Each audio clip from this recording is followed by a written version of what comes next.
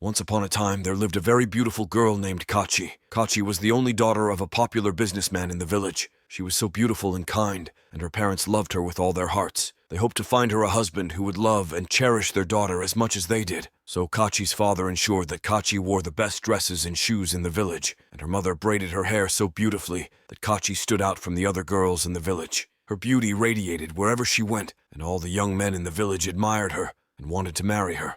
However, Kachi's father was not ready to give his daughter out in marriage to just any man. To ensure that his daughter was well taken care of, Kachi's father drew up a comprehensive list of items that any young man willing to marry his daughter had to provide as part of her bride price. Among the items on the list were 5 big cows, 10 goats, 100 tubers of yams, and a big box of expensive fabrics, among other things. Kachi's father not only wanted his daughter to be comfortable in her marriage, but he also wanted to ensure that any man who came forward to marry Kachi truly loved her and was willing to go to any length to have her. To ensure this, Kachi's father stated that such a man must endure 100 strokes of the cane to show how much he really loved Kachi. Kachi's father believed that doing this would weed out the unserious men, as he couldn't risk his daughter getting married to just anyone. Several men came for Kachi's hand in marriage, but were unable to either afford the items on Kachi's bride price list or endure the 100 lashes. For years, Kachi remained single, as no man came for her hand in marriage. All the other girls of her age were getting married, and this troubled Kachi, who pleaded with her father to be more lenient with his requirements. But Kachi's father was adamant, because he was convinced that his conditions would attract the right man for his precious daughter.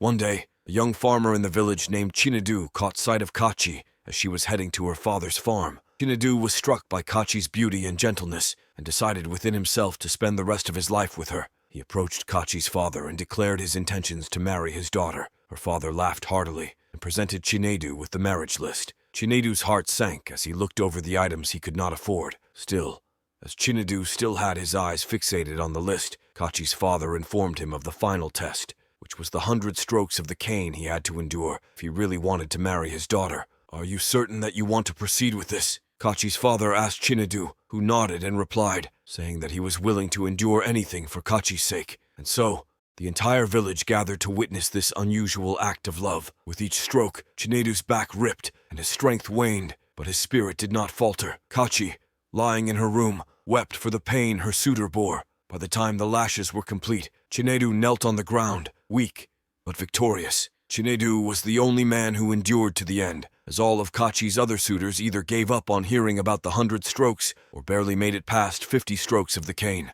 On seeing Chinedu's dedication, Kachi approached her father, pleading that the exorbitant demands be scrapped, but her father was hell-bent on ensuring that Chinedu had the financial capacity to look after his daughter. He told Chinedu that Kachi would only be his wife if he provided the full items on his list, and Chinedu, still wincing in pain, returned home lost in his own thoughts.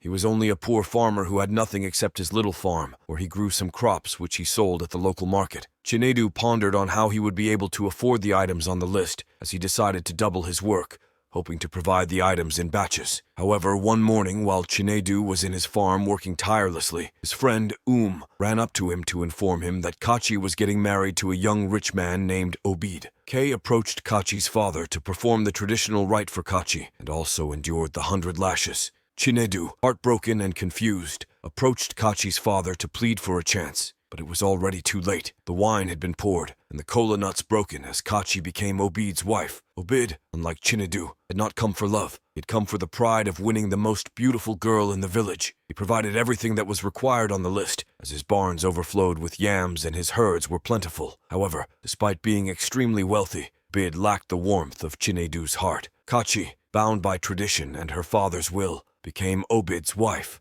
The first few weeks were filled with feasts and merriment, but soon the celebrations faded, and reality settled like dust in the corners of their home. One night, as Obid lay awake, he heard a sound that grated on his nerves. Kachi, his beautiful bride, snored so loudly. It wasn't a quiet hum, but a loud, unpleasant noise that filled the room and kept Obid awake. Obid was not pleased. He was disappointed to go through all that pain for a woman he considered to be imperfect. He mocked Kachi with words that cut deeper than the lashes on his back. "Is this the beauty I married? Snoring beast!" His words echoed through the compound. Kachi's heart, once full of hope, was now filled with regret. Her husband's cruel words turned their home into a place of silent suffering, and Kachi began to dread the night as she stopped sleeping at night. Kachi would sit by the fire until her eyes burned, fighting sleep, doing anything to avoid her husband's ridicule. As time went on, her smiles began to fade. Kachi lived a life of misery in her own home, as Obid spared no opportunity to call her a grunting pig every night. While Obid slept, Kachi sat in a corner as she forced herself to stay awake, her husband oblivious to the fact that his wife was not catching any sleep at night. As long as he was not hearing her loud snores, Kachi lived like a stranger in her own home, as her husband paid no attention to her and showed her so.